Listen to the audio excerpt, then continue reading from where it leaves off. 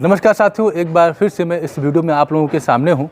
अभी 2 से 3 दिन पहले एक खबर आई थी कि पतंजलि यानी बाबा रामदेव की कंपनी जो देसी घी बनाती है और देसी गाय का घी बेचती है, उनका ये दावा रहता है कि उनके घी जो है वो शुद्ध होते हैं और आम लोगों के इस्तेमाल लायक होते हैं। लेकिन न्यूज़ में ये बात थी कि उनका घी जो देसी और प्योर घी था उनके हिसाब से वो लैब टेस्ट में फेल हो गया है।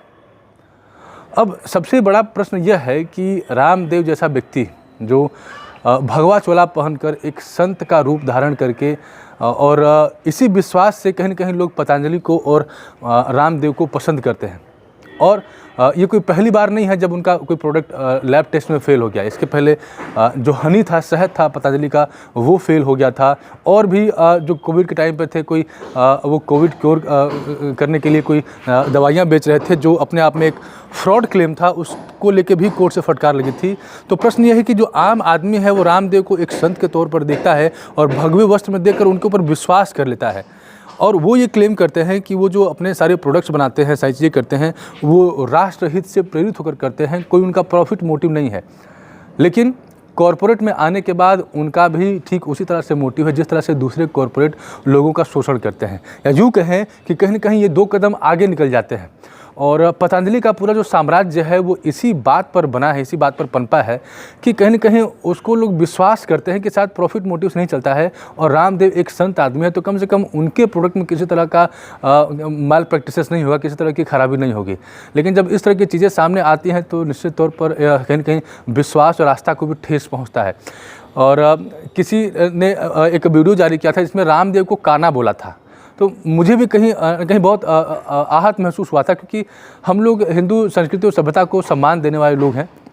लेकिन जब इस तरह की चीज़ें सामने आती है तो मुझे लग रहा है कि उस तरह की उपाधि जो है वो भी कम है, कुछ और बेहतर उपाधि इनको देनी चाहिए। इस पूरे प्रकरण में जो पतंजलि है उसके ऊपर 1.5 लाख रुपए का कोर्ट के द्वारा जुर्माना लगाया गया है। अब 70,000 करोड़ से भी ज़्यादा का एम्पायर है पतंजलि का, यानी बाबा रामदेव का।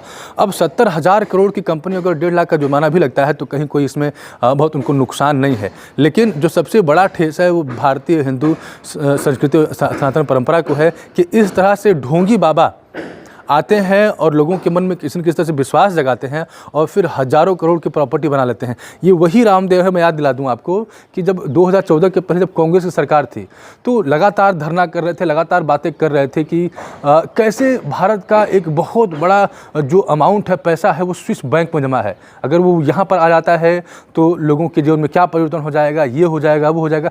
तमाम इनके वक्तव्य नेशनल मीडिया पर आपको सुनने को मिलते होंगे।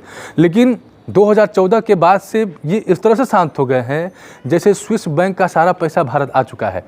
मैं ये नहीं कहता कि आप बीजेपी विरोध में बात करो, लेकिन आप जब कांग्रेस की सरकार के ऊपर ये दबाव डाल रहे थे और ये बातें कर रहे थे कि काला पैसा वापस आना चाहिए, काला धन वापस आना चाहिए, तो आखिर वो प्रश्न आपके गुम कैसे हो गए, आप उसके ऊपर चुप कैसे हो गए? और जब आप राष्ट्र हित की बात करते हो, राष्ट्र विकास की बात करते हो, तो आपको क्या फ़र्क पड़ता है कि आपको घाटा होता है या नफ़ा होता है? क्योंकि आप तो ये कहते हो कि हम संत हैं, सन्यासी हो गए, हम चीज़ों को छोड़कर यहाँ पर आए हैं। लेकिन इन चीज़ों को छोड़कर आने का क्या मतलब?